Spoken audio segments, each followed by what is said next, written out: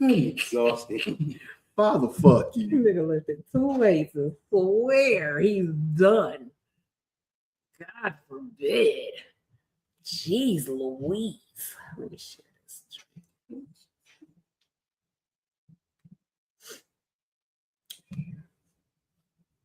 Cold blooded.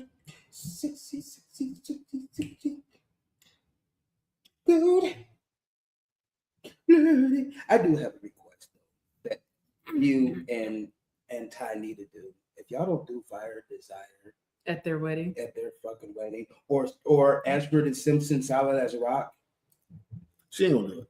Can I request karaoke at the wedding reception? well, yeah. Because if y'all not, I'll do it. Hey, how do we sound?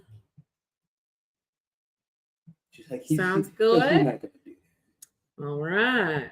You know, I'm with all the bullshit. We're I gonna mean, give at it least like have it playing. another at minute least. before we start yapping. 'Cause we got a lot to talk about. Yeah.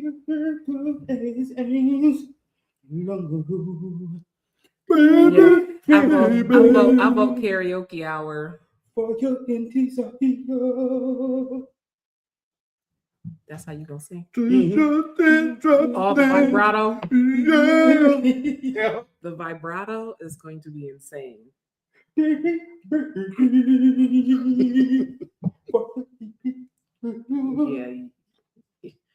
You niggas is ill. Oops.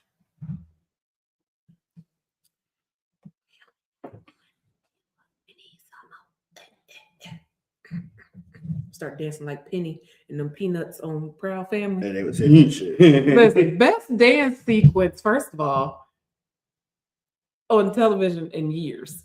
Argue with your mama if you disagree. Killing that shit. Penny snap when she hit that. No, Oh yeah, yeah. it wasn't pretty. It was Zoe, goddamn it. Yeah, Zoe. That's what I Zoe mean. got Yeah. the fuck off. Yeah. Ginger Snap wasn't playing no games. Zoe snapped on y'all whole ass.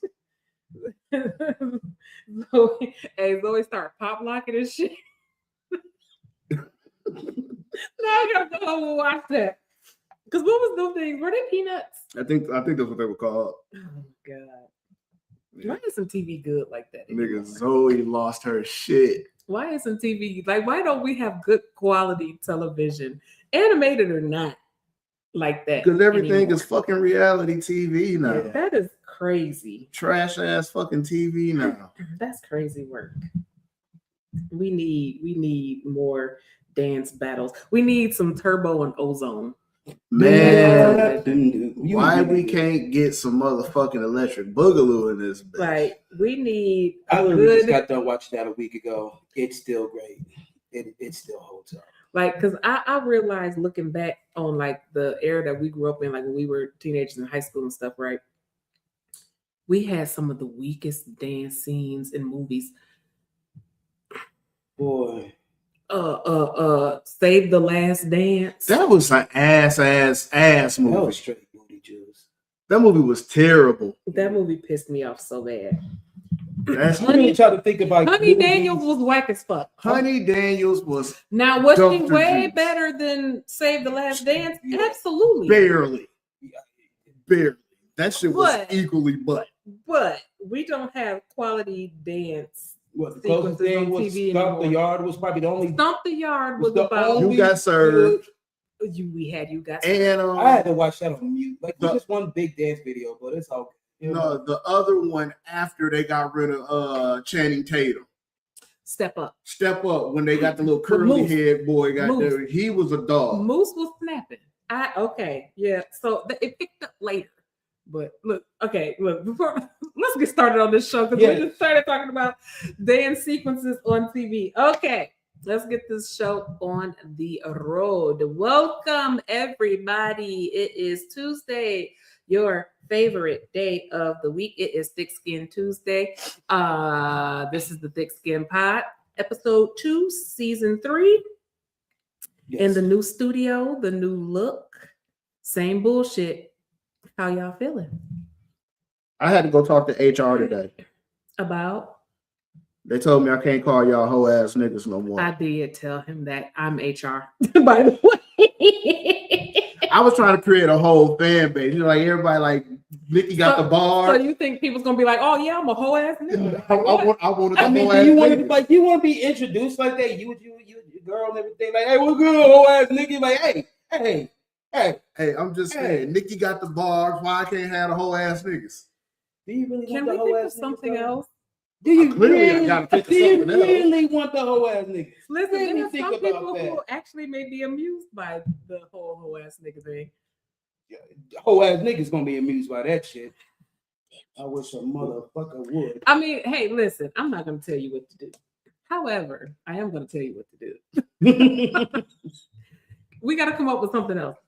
We can't call our fans whole ass niggas. I thought it was to hide. Listen, we put it out there a while ago. Fuck them, it's to hide. No. So saith the hide. It will catch. Listen. If it doesn't, then there'll be whole ass niggas. I mean, I was just We're gonna not doing say, we'll leave that up to the fans. Y'all let us know. Like, are y'all cool? We cool? I can't leave it up to the fans. As much as I love them, they'll say something. It's us, it's the thickies, we're the thickies. Ooh, I'm like, ooh, Thickies is insane.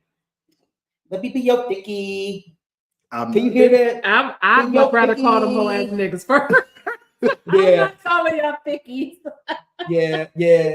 But outside of your HR visit, since last week, how have y'all been? I did a motherfucker. It's cooling down now. I know it's great. Now. It's great. I can look like Yeah, all good that. rain. Was it yesterday?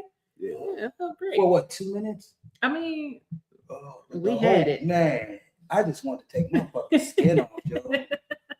yeah, everything has been good. It's been good. It's been no good. complaints this week. My bracelet is stuck on my hand. But let's get into the show. I want to give really quick a disclaimer before we start this show.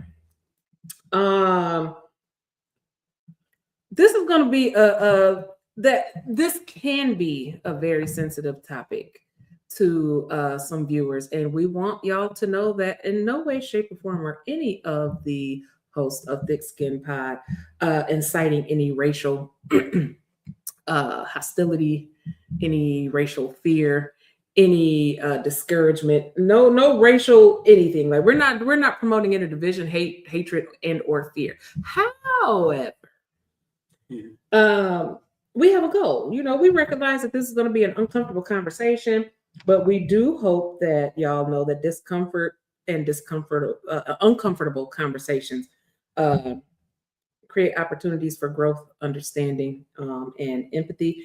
We believe that people should not be judged by their race, but solely by their actions. And so with that, we are going to start the show. The room was not built for us being unsafe in white spaces. And I'm gonna ask y'all a question. Why do, from your personal perspective, and make sure y'all interacting in the chat. We want to hear from y'all. This is a very serious topic. Why do so many minorities instinctively question whether they will be welcomed, respected, or more importantly, protected in predominantly white spaces? I think it just, I think for me, and I'm kind of glad we talking about this because I have a lot of interactions with these subjects. But as for me, I guess just being younger, you've seen certain interactions, like it just snowballed. You know, I'm one of them people when we talk about certain things like that, I always say I can exhaust all avenues of race. Mhm. If I can separate 1, 2, 3, A, B, and C, but if this is still clicking like this, okay, this is a pattern. This is why I act and react this way. I mean, even starting when I was a kid, like even when I was a kid, me and my brother was in Boy Scouts. It was like a bunch of us on the east side. We was like the first all-black troop in Northern Illinois at the time. You know what I mean? So us going to like other campsites with other groups and everything like that, it was very difficult. They let us know from the get-go, like, y'all not like us. You can't do it. Where this is supposed to be a whole blanket statement, like how to build a fire, how to chop wood, you know, certain things like that, you So they made sure like y'all just a little bit different. Y'all just not quite like us. You know what I'm saying? So Gotcha. Wayne, what you think? I spent 3 years in Clinton, Iowa in the 90s. that's enough. Listen. So Yeah. this was going to be a personal testimony for me and you, and we are actually going to get to a portion of the show where we can actually talk about that. The whole Because Iowa saga. the Iowa saga was real. I believe it. When you said Iowa, I was like, that's enough right there. I mean, yeah, the Iowa saga is real. So save that story because we're going to get to that. Why do y'all feel like? Well, let me ask y'all this: why do we hardly ever see stories of the ones that we've been seeing recently, like the Nolan Wells story, right? Why don't y'all think that we ever see stories of this nature where it's the opposite, where a white person is considered a minority amongst the group of African American people? Because we're not going to do them bogus like that. And I'm not going to say that it doesn't happen. It does happen. Because you have rotten fruit in every Fact. nationality or genre of people, whatever the fuck you want to call it. But one thing that I will say, and I will argue for the rest of my life, most Black people are some of the most inviting people that you will ever meet. Yeah, for sure. Like, a lot of people are intimidated by us based off of what they've seen in a movie or based off of a piss poor interaction that someone started. A lot of hearsay with it. And yes, Yeah, you know, but for the most part, and I'm going to use it as a blanket statement, Black people are some of the most inviting people that you will ever meet if you just stop with the stereotype. Absolutely. I'll piggyback off of that and say, you know, I've physically like seen instances where there is, you know, one or two white people amongst a ton of Black people. And that is probably, and I've even had a white person tell me that that is the safest that they've ever felt in that instant. Like there was no fear, like they literally felt protected. They felt invited. They felt, they felt safe. I think literally we literally try to include. You know, we see it all the time, especially even, you know, town we live in right now. They always have these events and everything, and it's just like, do they have everybody in mind, or do they have certain people? Oh no, it's fine. It's like you included. It's like, are you really including us? You know. So I think a lot of the basis of that is just like, okay, culturally, you know, let's say, you know, we have a cookout, we have our own dishes or whatever like that. It may not be yours, but we try to include you into this. You know, where versus the other way, it's like we're having this. We don't have time or room for anything of this. It's like either you dive into this, what we're doing, or, you know, whatever. We have what we have as a base, and it's just like we try to include base, you know. Facts. You know. And this is, I mean, honestly, I feel like this next question is kind of like a no-brainer. Do y'all think that Black families would react differently if their loved ones was traveling with an all-Black group? It would be a different type of concern. Yeah, it would be a different kind of concern. It would be. I would be concerned. For instance, if my child was going on a trip with a group of Black friends, I would feel comfortable with allowing my child to go on this trip. Like you said, the fear that I would have would be something completely different. Not so much worried about the people that he would be with, because 9 times out of 10, like we were saying earlier, as a Black person, like we are very inviting, we are very warm, we're very nurturing by nature, especially Black women. Like these are some of the most nurturing people on earth, right?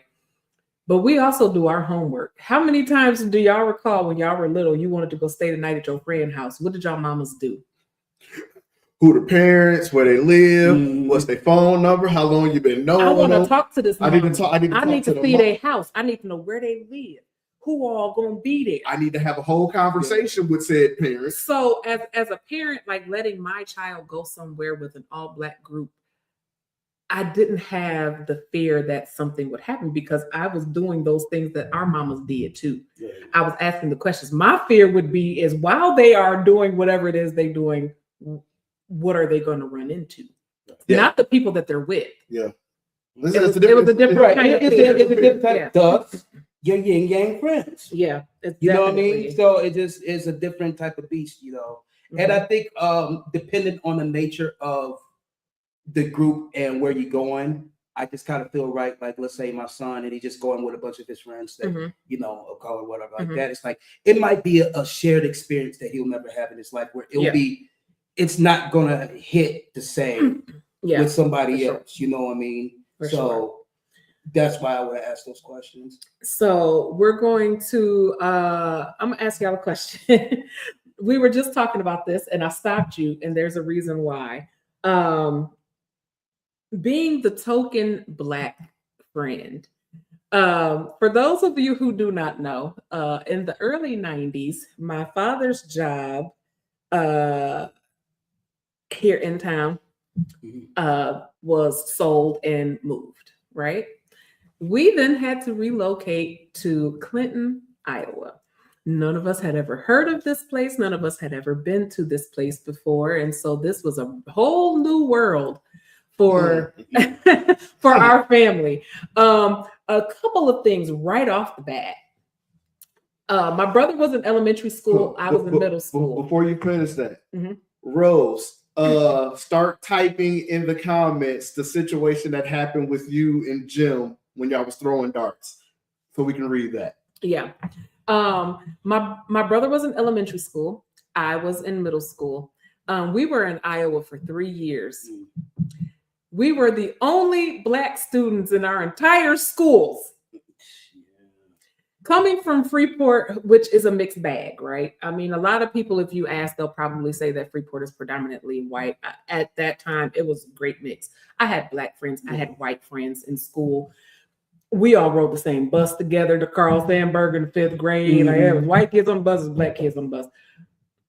So being around different races, you know, we had Hispanic kids, we had Asian kids, we had, you know what I'm saying? So everybody was cool with everybody. Going to Clinton, Iowa in the 6th grade, the beginning of my 6th grade year, I was there 6th, 7th, and 8th grade. I was the only Black student in the entire school until there was a foster family of a brother and a sister, I think my 7th grade year that came, but it was a temporary stay. So they were not there, not even for the full school year. And then the following year, I never saw them again. So probably like quarter of the year. Yeah, like at most. The very first year of school, I literally had no friends. That was my first honest taste of racism because I hadn't experienced it before. There was the pointing, the whispering, the whole thing. It was just a culture shock for us in general because we moved from a place where, like I said, we were cool with everybody. We moved to this place and BET was not even a channel lineup on cable. BET was like getting HBO and Cinemax. Yeah, I had a comment. Oh no, we couldn't get it. It was not even available. Yeah. No, Jim could get it. He just had to pay for it like it was. Yeah, but some of them didn't know that because, like in That high was school, fine. we had to remember tri-double I. Mhm. We had to stay with the parents. It was like me and Y'all came to Clinton. right, yeah. Yeah. And it was like me and shout out to Chris Hills. It was like me and him sitting there in nice decked out crib, everything like that. He's like, here's the remote and everything like that. It was like, hey, what channel is BT? Be a what? We like, Yeah. ooh, we in the wrong Yeah. crib. The wrong crib. You know? And at that same time, my brother, first of all, not only that, but we were like the only Black family in the neighborhood.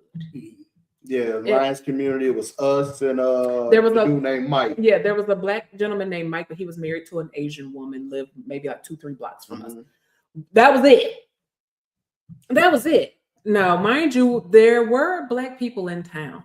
They were on the other side of town across the bridge. Was it like more of a neighborhood wise or just no, you could go to the other side of town and see Black people.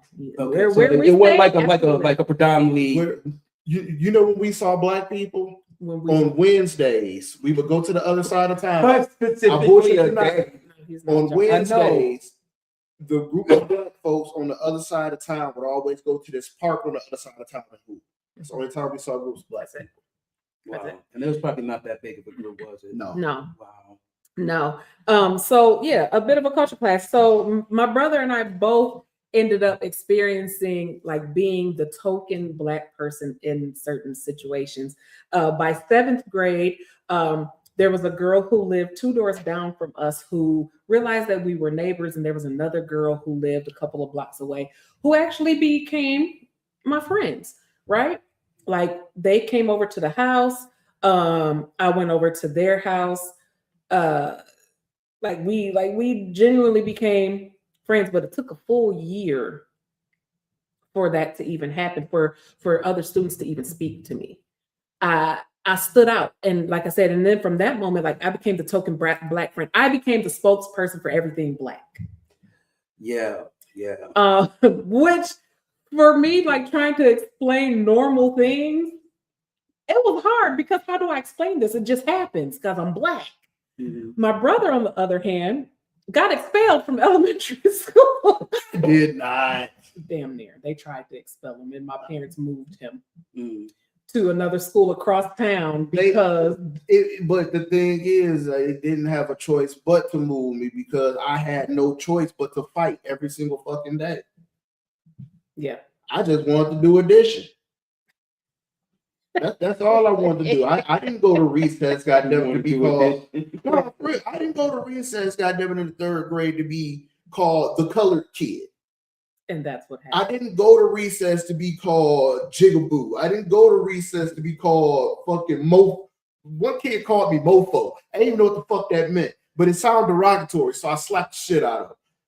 What? I'm in the 3rd grade. I've never experienced fucking racism before. Yeah. Imagine walking home from school in the 4th grade to have grown men scream out of a pickup truck, "Go back to Africa, monkey."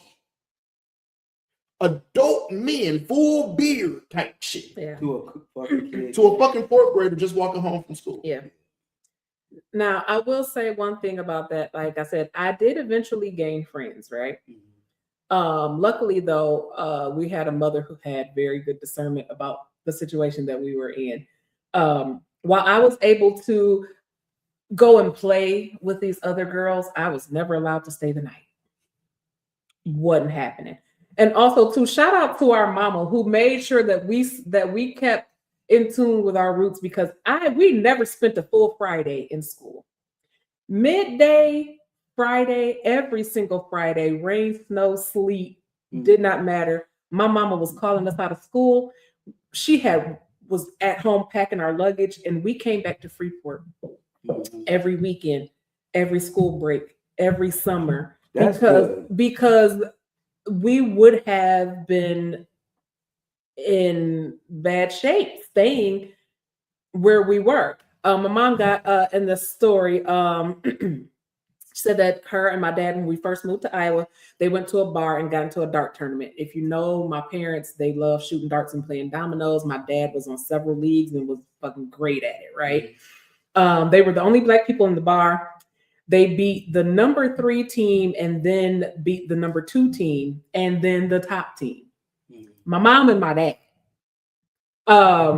They got pissed. Ladies started getting comfortable using the N-word, to which my parents said that they tried to ignore, but after a while, my mom, which this is my mom all the way, got tired of hearing her mouth, and she said something to her. She approached the lady about it.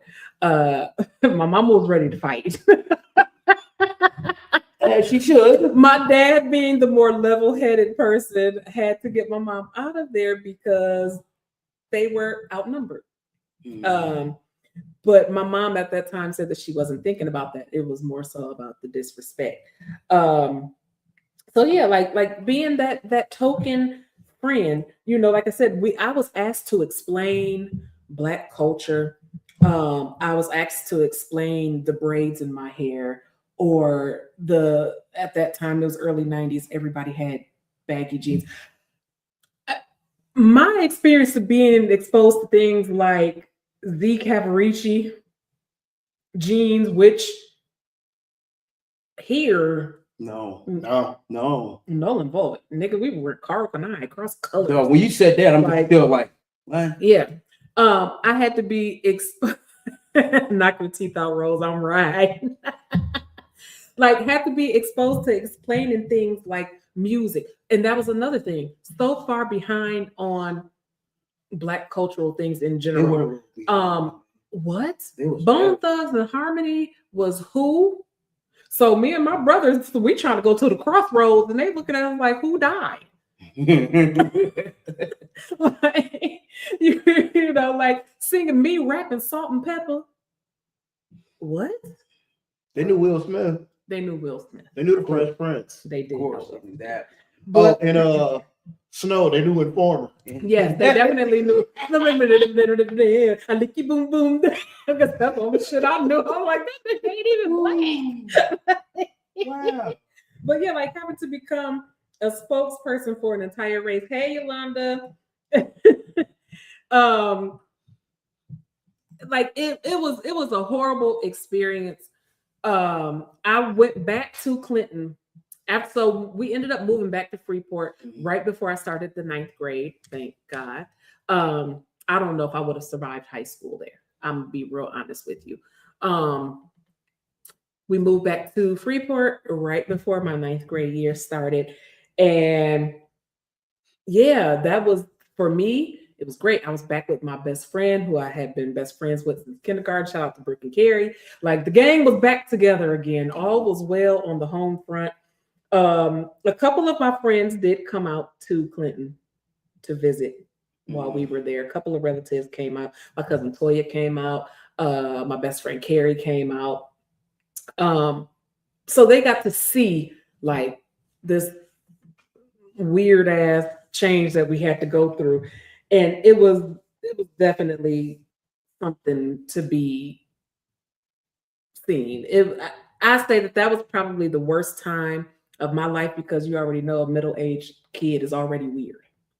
We're already going through that awkward stage. Yeah. And then to add on top of that, I have to be the token Black girl that nobody even actually really likes. And you still haven't figured out your culture on its own. I don't like know that. my damn self. You know, because there's so much to just navigate on that on its own. You know, Not to go in depth on this because I don't want to rock this too long. Yeah. But imagine being in the 2nd grade, going into the 3rd, the 4th, and the 5th in Clinton, Iowa, where you're really finding yourself, and then you get thrown into the wolves of coming back to Freeport.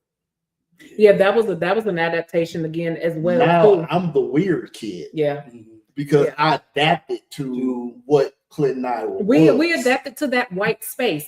Oh, I still to this day right now get I chaperoned. They were nuts at that school. She did. So Yolanda actually chaperoned a choir trip. Oh I was in yeah, I choir, forgot about that. and we went to an amusement park. Clinton is pretty weird. Yeah, we went to And an they have like a amusement park. weird tint to themselves too. Yeah, like. Am I wrong? Like they got a greenish tint to themselves. Well, Clinton, Iowa at that time had a horrible smell because there was a what was that? It was a bunch of shit. Like over some there. kind of like grain factory, and they also burnt dead animals or something. Yeah, I don't know. like, It was it's like crazy. everybody there had like a greenish tint. I don't remember the green tint, but I definitely remember the greenish tint, or there was just like people downtown that just looked looking weird. back, like thinking back on some of the individuals that I came in contact with. I am pretty sure meth was heavy back then. Oh yeah, hell yeah. Now, Yeah, like even- going back, but in our childhood years, like Absolutely. that wasn't identifiable. There were lots of crackheads and meth heads. Oh yeah. Going back to I got a buddy that lives there now, and Clinton, Iowa was definitely a meth haven. So, moving forward from our personal experiences, let me ask y'all this. And this is where the story is going to get deep. Again, we are not trying to offend anyone. We just want to know. And this is for everybody watching as well too.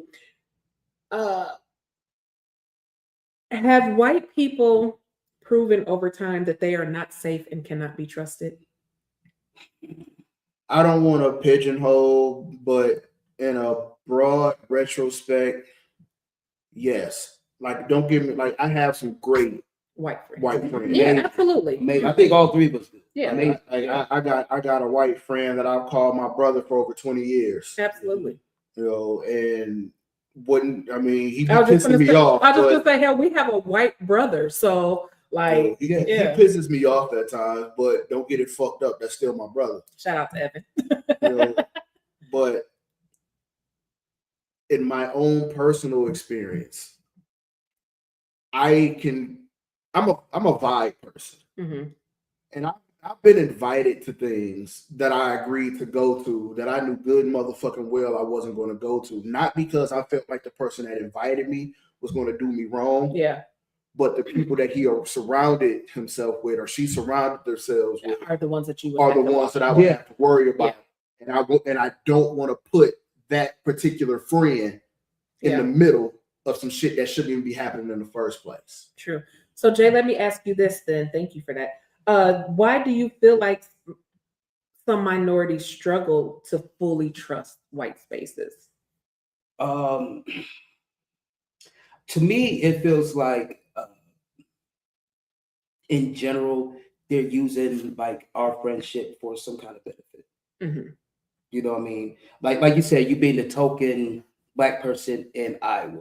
Yeah. You know, I been in a lot of situations. Like me, it's kind of weird just having a conversation like that. I always felt like I stuck out like sore thumb, or I was just kind of weird in any setting I was in. If I was in a group of black people or a group of white people, I always felt kind of weird anyways. But with this, it just seemed like their friendship wasn't genuine all the time. It was like it served kind of purpose. Like I know you might have been in a situation like this, like not your buddy Evan that you was talking about, but you probably have other, you know, white friends, whatever like that. The cool ones where you out and about hanging out, you with them a gazillion times where they get a little too familiar with being around you, where they feel like they could say and do whatever they want to, whoever not. So it's like I could say this because I got black friends and they gonna check whoever, you know what I mean? They don't want us around for friendship. They want us around for certain confirmation and, you know, or something we would do. My best friend, Amber, got me a job. I'm not going to say the job. Well, the place don't exist no more. It's called Midwest Medics. They brought me in to be an ambulance driver. Right, I remember. And they had this young man named Devin that was doing the job, but I think he lost his license or something. They didn't want to fire him. So they had Devin on the passenger side walking me through how to do the job. So we're coming from like Dixon or something, from taking somebody to like dropping somebody off in Dixon or some shit like that. And we're on our way back. And we're just small talking. Like the job is done, so now we're just on the way back. We're not working anymore per se. And we're having a conversation, and he just drops the N-bomb on. And I asked him in the politest way because I just started this job. I don't want Amber to look bad by vouching for me, so I'm just like, hey, do me a favor and never say that. Right. Let's not do that around me again. And his reply was, I'm from Davenport. I had to fight to use this word. The mean streets of Davenport be red.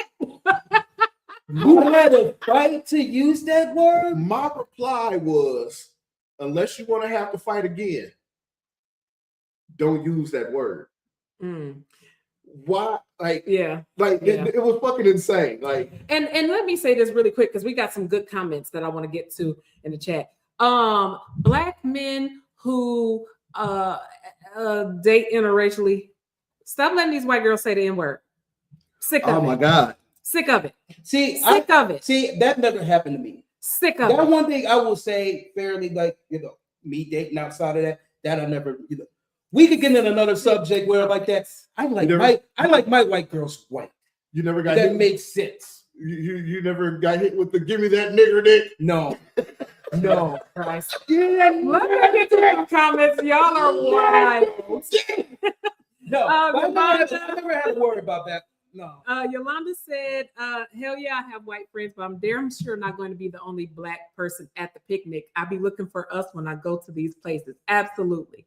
My mom also shared a statement that another time while we lived in Clinton, she was a product store manager. And after being there for quite some time, two white girls that were there for a couple of years got mad that they were not promoted and stated that they would not work for an N-word and walked out. Everybody else in the meeting started looking at my mom all scared. Her question to them was, what is an N-word? And no one answered. And she responded that the N-word was the two females that just walked away from their job, which was an ignorant person. That was the right response right there, too. Frank McGraw, I think he was answering the question, why do minorities struggle to fully trust white spaces? He stated because they shouldn't trust those spaces. I mean, history has proven. Yes. Cora commented, most of my professional life, I had to be the only fly in the buttermilk. I like that analogy. Most times leadership did not look like me. She had to prove herself over and over. However, the biggest hurt came when a Black person asked if I was hired as quota. Ooh. Now, if you know this woman that is commenting, this is probably one of the most intelligent people I've ever met in my entire life. She got that job because she know what the hell she doing. No, but I could definitely relate, like working at a job where you like the only white person, or a Black person. Like, so a few years ago, I always tell everybody, like, because this job don't exist either. I used to be a Schwann man for some years. So the last year of working out there, I was doing the whole Carroll County. So there's like this, I forgot the little small town it was called, but it was like right outside of Milledgeville. And this was the height of was it 2015, 16 when somebody was out of office, another one was about to get in it. So it was rampant. You know what I mean? So I was feeling everywhere. Yeah, I was feeling like literally there was banners, not even exaggerating, like stretch of imagination, like banners of this man's flag taking up the size of houses, like that big. Wow. And I'm driving in the neighborhood, while town probably about as big as this neighborhood, so what, 500-600 people or less. And I'm kept telling my boss, like, hey, can I, please put me on another route. No, it's fine. You ain't got to worry about nothing, Jason. It's fine. You don't have to worry about nothing like that. It's not for you to tell me. No, it's not for you to tell me. And I told him this. It's like, okay, well, if we went over here on this side of town, we was in Rockford, we Chicago, well, that's a little bit different. It's not different. You know what I mean? My space is extremely important. And it's weird that they didn't take it seriously enough for me to move me somewhere else. So, so working there, and it took like 3 police officers that was actually on my route to let me know, like, I'm serving them ice cream. He's like, hey, Jason, just let me know. It's like, this is a nice, beautiful place, but some of the people here ain't so nice. You know what I mean? Like, He's like, no, do you understand what I mean? If that happens, you come right over here and let me know, and I'll handle it. I never had to worry about that per se. Well, there was my one little incident, but if a police himself, a white police officer telling you like, hey, let me know what's going on, Yeah. Okay. So of course, everybody has seen in the news as of late the story of the young man, Nolan Wells, right? But Nolan Wells is not the only story. There are several instances where these kinds of situations have arisen. Now, I'm trying to get my list of people pulled up because I actually had a list of people pulled up, stories pulled up, because this is not only just happening with Black people. Now, majority of the stories do very much involve African-American people in white spaces, but there are also water, supposedly. It's always something with water. I don't understand that, but that's Are we some fucking gremlins? Or is it based off of the Black people can't swim stereotype? Which is oddly weird, because if we came from Africa, we was around body water all the fucking time. So I don't understand where that comes from. I can't swim nothing shit. Like stories like Tamla Horsford. I'm pretty sure everybody's seen the image, the photo, the Black woman at the slumber party with all of the white women who the next morning is just found dead on the property somewhere, like, and everybody just like, we don't know. Or stories like, oh gosh, Nancy, I apologize if I mispronounced her. I can't pronounce it. It's NG. I'm thinking it's Ing. Nancy Ing, who was Asian descent woman who went on this yoga retreat to Guatemala, all white group, only minority in the group. They go out on a morning kayak. Everybody comes back except Nancy. Again, don't know. Again, Everybody nobody says knows what happens. they weren't her friend, but they got pictures together, and it's like, And that story was crazy because before police could get to the resort to question the other people there at the retreat, they all went home, got on flights back to the States. So that means Never they had a couple questioned. more days for the resort and they left. No, they left no, immediately. they left immediately. When they came back but how without her, you gonna question somebody ain't here? yeah, when they Oh. came back without her within hours, these people, now mind you, everybody was on that resort for the same amount of time. So these people have now So what's- booked separate flights to fly home the same day. The resort manager also closed down the whole resort, got rid of all his social medias, everything. None of these people were ever questioned by authorities, and Nancy was never found. Another story outside of the Nolan Wells story, Elijah Witherspoon, another Black man on a boat. He was the only Black man in that group of white people, Mount Pleasant, South Carolina. He never came home. Everybody on the boat has conflicting stories. Mm-hmm. They also did not report him missing until 3 hours later. Nobody's in trouble. Nothing happened. Alonzo Brooks, Hispanic and African-American male, goes to a party with another Black friend. They get there. They are the only people of color in this party. Alonzo goes outside to smoke a cigarette or something to that effect. The friend texts him and was like, yeah, I'm gonna get on up out of here. Alonzo decides to stay. The next day, Alonzo's mother, who says that he would never go a day without speaking to her or coming home. Alonzo didn't come home, nor did he call to say, hey, I ain't coming home tonight, I'm doing something. She immediately knew something was wrong. Called the friend that he was with, and the friend was like, yeah, when I left, he was still there. He told me it was cool. I went on home. I wasn't cool with it, just wasn't my vibe. They went to the location. The friend took the mom, they called the police, they did all of this. They went, they would not originally let anybody search the property, right? It was as if this party never happened. The house was, the property was in pristine condition, literally the next day. They did eventually get a search party out there on the property because it was out in the country. There was a little creek nearby, all of these things. No sign, right? Like 2 weeks later, something in the mama's spirit just wasn't sitting right. They go back to the property. They find his wallet in the road leading to the house, right? Or a shoe. It was something weird, like a shoe, a shirt, like some article of clothing.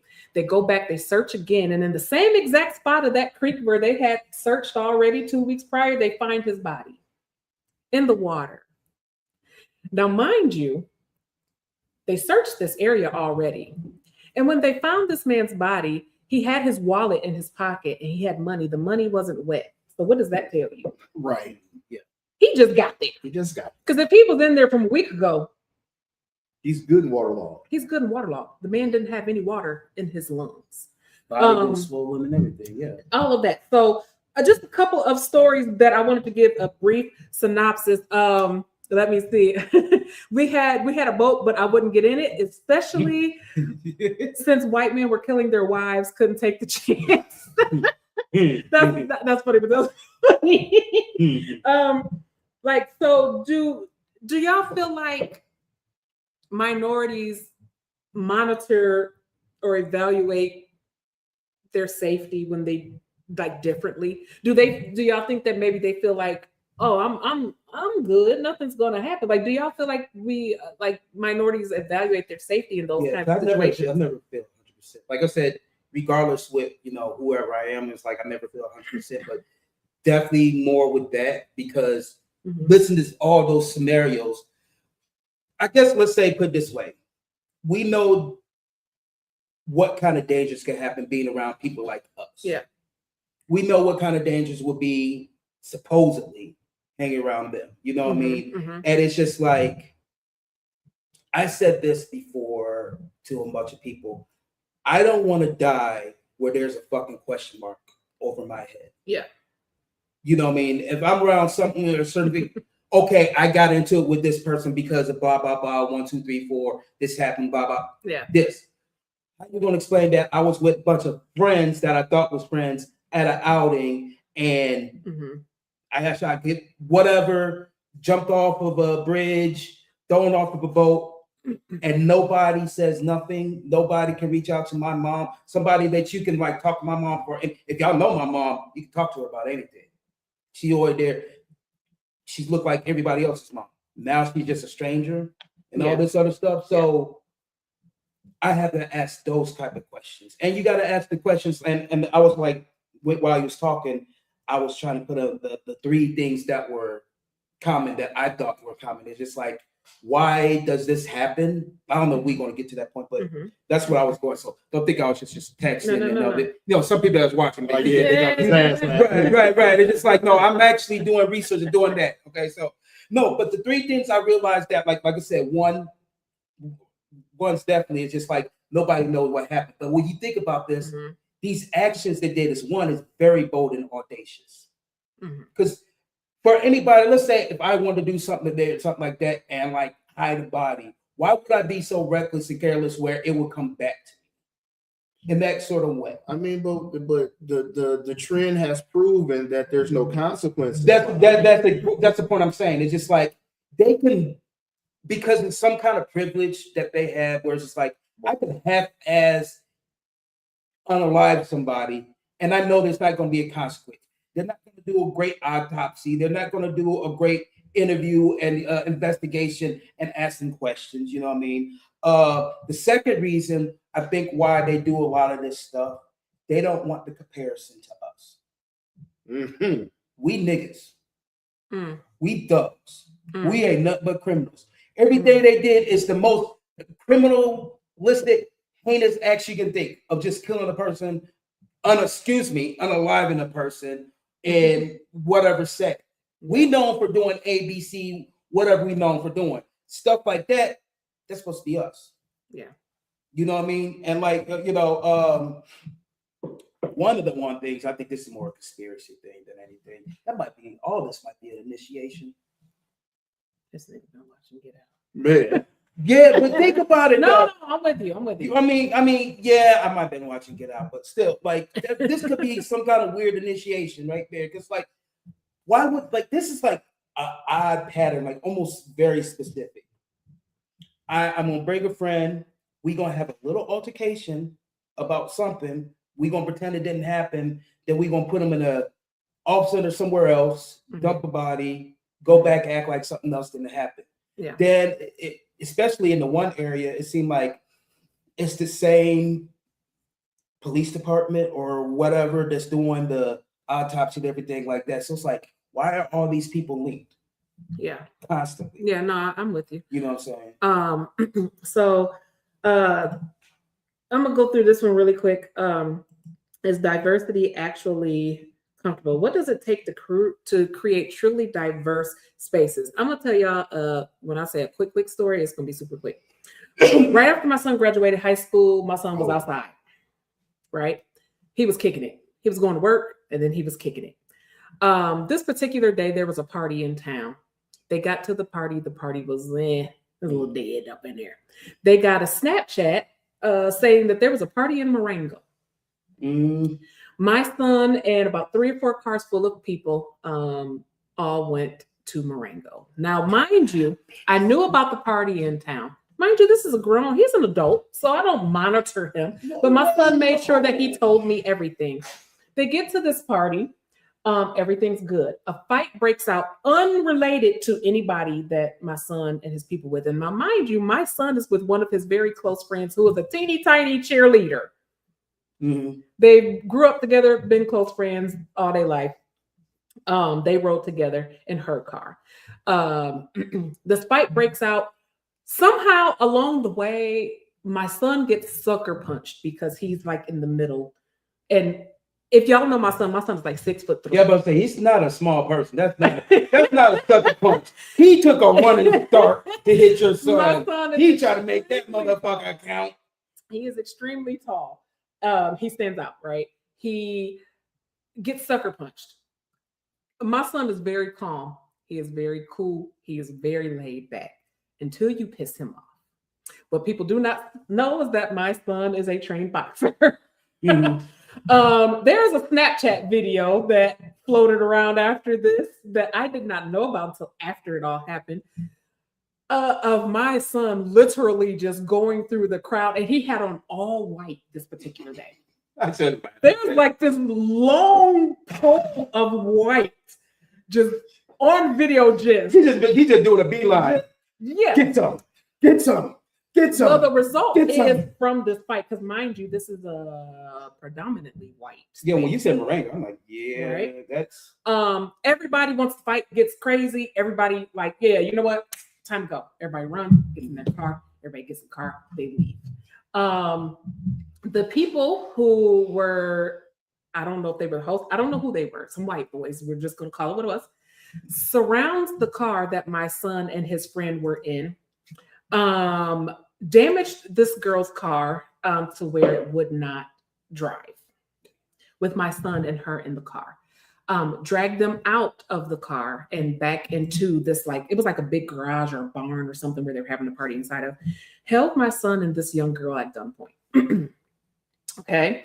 My son, because he was the designated driver that night, he did not drink, luckily. So he was actively thinking. At some point in time, my son was able to distract this group of boys who had him, again, at gunpoint, and snatched his friend. They took off running into a cornfield. not the best Because solution, the but that's car, the because only- the car couldn't start. I'm about to say that's not the best place, but that's the only option. It was the only way that they could get away for a couple of seconds to call 911.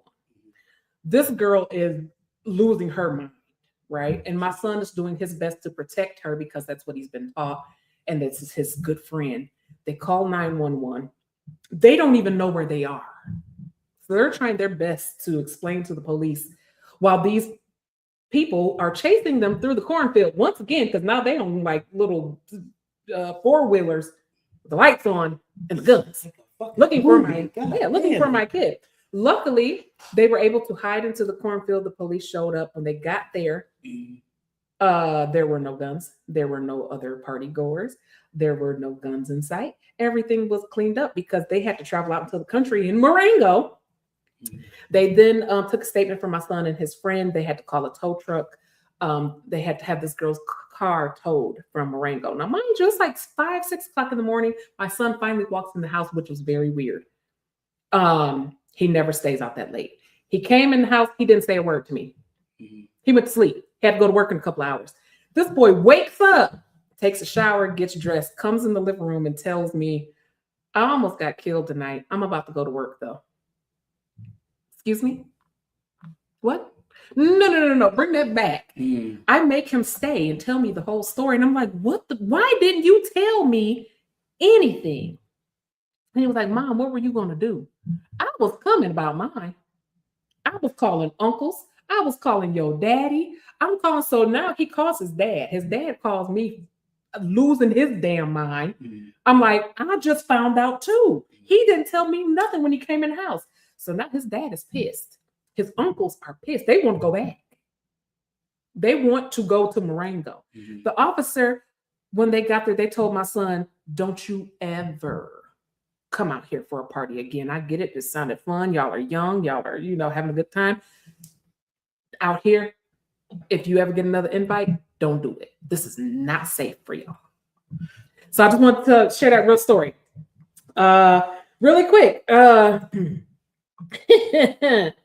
Why do some people assume that minority spaces are exclusionary? Like, why do they feel like, for instance, the black bars, the black clubs, the boys and girls clubs in the affluently black neighborhoods? Why do y'all think that white people feel like these places are off You said why do white people think this? Yeah. I'm gonna say it like this, plain and simple. It wouldn't have to be this way unless y'all fucking made it that way. Plain and simple. We had to We- have our own because we weren't allowed at yours. So we did our shit. Did it probably better than the fucking y'all, and y'all got mad at it. But you know what though? I'll even give you something deeper. This was a conversation that I actually had with a person. Older gentleman. He tells me that he doesn't feel comfortable coming to the west side of Freeport because he's always afraid that some young 13, 14, 15-year-old is going to harass him and give him a hard time. I'm like, that may happen, but most of the time there's a 30, 40, 50-year-old in the area to tell that 13, 14, 15-year-old to go get their ass somewhere and sit the fuck down. I'm like, now the difference between your complaint and mine is if I go to Cherokee Hills, I got to worry about a 40, 50, 60-year-old giving me a fucking hard time. You're worried about a fucking 13-year-old fucking cerebral cortex that even fully fucking developed. But I got to worry about an elderly person just asking me why I'm jogging up the block. So why do y'all feel that like minority affinity groups are criticized but exclusive white spaces aren't? They are. They are. I mean, by us. Not by us. I mean, like in the general setting, like you Because, like you everybody said else, like, earlier, it's world whatever has- they perceived on it, and on top of that, The They- world has perceived us as being a nuisance. Like we're every Neanderthals. like every bit of culture doesn't have a form of a nuisance. right? So, But okay, we talk about news. Something happens to a young black man is killed. There's no remorse for the news of that young black man being killed. It's only his criminal background.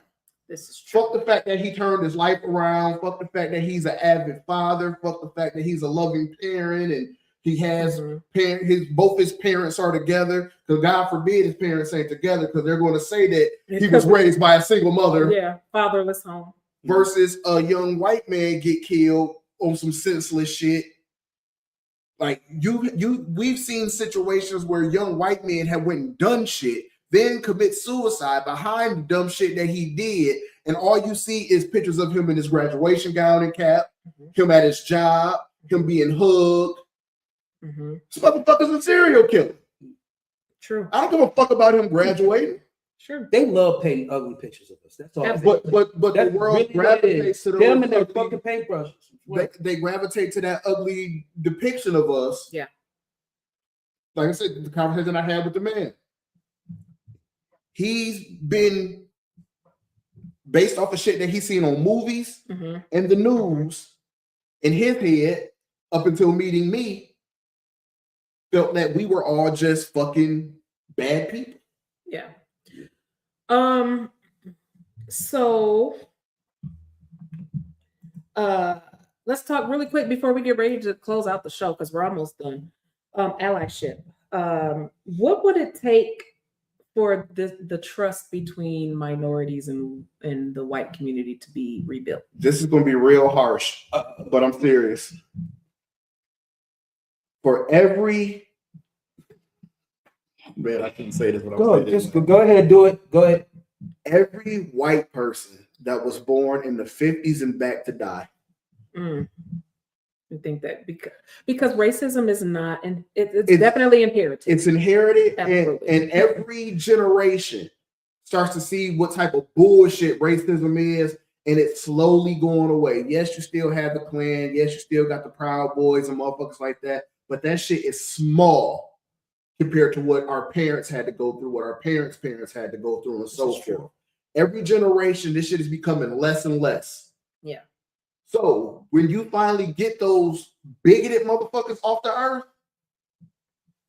eventually a conversation will be had and people will stop fucking indoctrinating this stupid ass ideology about people. Yeah. So I think for me, when you can start taking more accountability, what's going on, or when you understand, because a lot of these people, they do understand that like there's right and wrong, but they know it's like me siding with them, me helping them is going to remove me from some kind of benefit.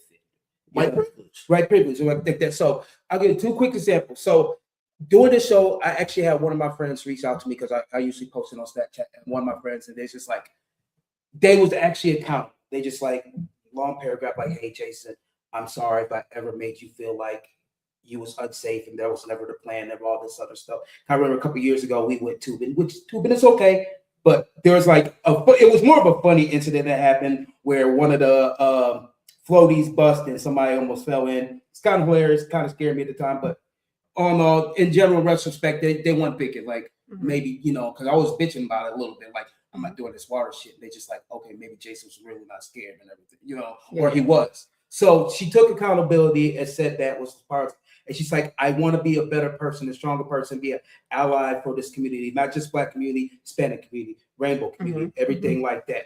And the second example I'm gonna break down. So this was not too long ago, a couple of years ago. I seen this on social media where I think this one when they was in St. Louis when it was Minnesota when they was doing the protesting. George Floyd. Yeah, no. St. Louis. St. Louis, yeah. It was a couple of years ago. I don't want to do the Floyd, but it was a couple of years ago. So actually I think it was last year. But they out there protesting, have their signs and everything like that. Then you just see like a handful of like old white ladies telling some Black kids, go home, fucking go home. But their signs saying otherwise, they go home. So you see the reporter sitting there and just ask this old lady a question. It's like, Joe, why are you telling the Black kids go home? It's like, because I know what's going to happen. He's pretty much, and I'm just paraphrasing, she just said, like, ain't shit going to happen to me. I can say whatever I want to. Yeah, I probably can spit on police officers. Ain't nothing going to happen to me. They raised their voice to hack the optic. They're going to jail. Yeah. So for me to move this process along and be that ally, I need to tell these people to go home. It's not safe. I'm going to take this weight right now. I'm going to fight this battle for you right now. Not just to be like, quote unquote, the white savior. It's just like, we got to be looking at ourselves as friends. We got to look at ourselves as brothers and sisters as well. You know what I mean? And she's like, I'm looking out for my brother. I know you're going to hurt them. I'm telling him to go home. I'm going to take this heat. Okay. That's real accountability. Okay. If you can do that, if you can step up in that kind of way, I'm not saying you have to do that exactly, but that sentiment or that nature of that, where it's just like, you know, for a fact, my voice could mean something because of this privilege. You taking advantage of your privilege in a correct way and actually helping, do that. Don't be like, well, yeah, I know the social and racial tension we had, but if I help you out, I'll lose my job, or they'll look at me weird, or I can't be at the country club. Fuck that. Yeah. You know what I mean? Build your own fucking country club. Build some other friends. You probably didn't fucking need them anyways. You in your 40s and your 50s or your 30s, and I still gotta explain friendship to you. You're a fucking idiot. Well, I listen, you don't get no argument out of anything that you just said for me. For anybody watching who wants to know, like, how can I become an ally? Listen to everything that Jason just said. Be inclusionary, not just for the benefits, but because this is something that you truly want for yourself. Be all around diverse. Ask questions. Listen, nobody, and I can honestly say I'm an open book as a Black woman. Ask questions if something does not make sense to you, but make sure that when you are asking these questions about racial tension, and that you're not asking another white person. Yeah. Make sure that you're coming to the source. Right. It's weird. It's like asking a mechanic, how do I make motherfucking like omelets or make, you know what I mean? Yeah. You don't Instead do of the chef. Right. Why, you know what I mean? Why would I go to them and all that other source? Yeah. And I'll leave you with a small quote, simple quote. I see this. If purity demands exclusion, it's not purity at all.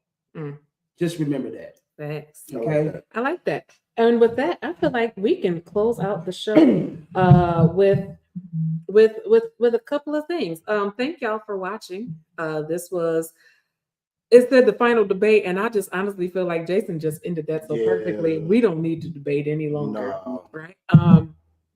this is a deep conversation. I appreciate everybody that commented. Go back, watch it, rewatch it, have yeah. your friends watch that. Absolutely. Share this live. Listen, the live is going to be up. It's also on YouTube. Y'all know this. I tell y'all this every week. Do not forget to subscribe to the YouTube channel, the Urban Shenanigans 815 YouTube channel. I'm gonna just start taking y'all phones and making y'all. Yeah. I mean, because at this point, do not forget to like the Thick Skin Pod Facebook page. They still won't let us go live from that page, so we will continue to go live from my page on Tuesday. Next week, it is the last Tuesday of the month. Thank you. Great show. Keep it up. We appreciate you, bro. Thick Soup, our end of the month recap. A special announcement. We have a guest. We ain't had a guest in a long time. When was the last time we had a guest? Who was it? I don't even know. That's how funny. I think AJ. I think she might have been. Oh yeah, it was with the AJ. vocal stem show. Yeah, it was AJ. So yeah, it's been months. We have a special guest next Tuesday. I'm not going to announce the special guest tonight, but you'll know. Don't forget to check us out next Tuesday again. Like the pages, like the YouTube. Tell a friend to tell a friend. We talk about everything on this show except religion and politics. Yeah, and this one was like a little.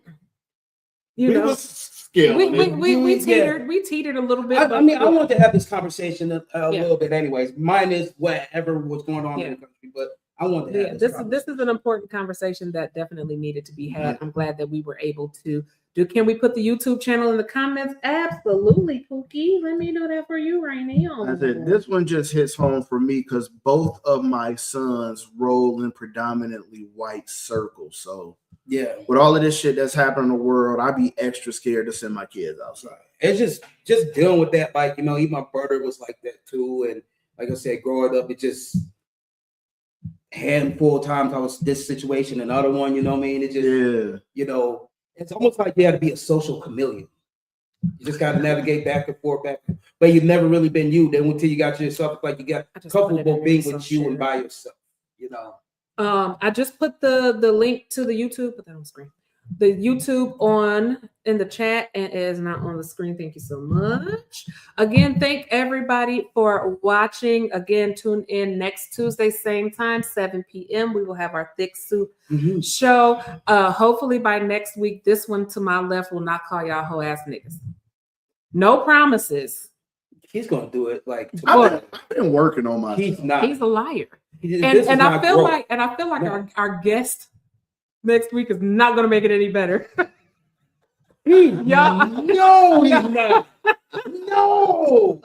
So make sure that y'all tune in next week. Again, thank you. Listen, one other thing. Show suggestions. Inbox me, inbox Wayne, inbox Jason. If y'all have anything that y'all want to see us talk about outside of religion and politics, we're gonna tell y'all hell no. And don't spell my shit talking about sex episodes either. Listen, right. we gotta be a little. We give y'all sex episodes. We ain't on that freaky frog shit all the time, but we will give y'all sex episodes twice a year. Probably, I won't even say twice a year, but just we're not gonna talk about that shit every week because y'all some freaky ass frogs. I appreciate y'all being nasty, but we got something for that anyway. Coming soon. Stay tuned. Don't worry, we got y'all. But thank everybody for watching. Y'all have a beautiful night. Go to the fair this damn week. Buy a goddamn funnel cake. Buy me one. God damn it, yes. I'm just saying. I want to diet. I am too, but I want a funnel cake. I'll happily pay people. I'll give you $30 to give me some funnel cakes. Thank y'all for tuning in. Y'all have a good one. Bye-bye.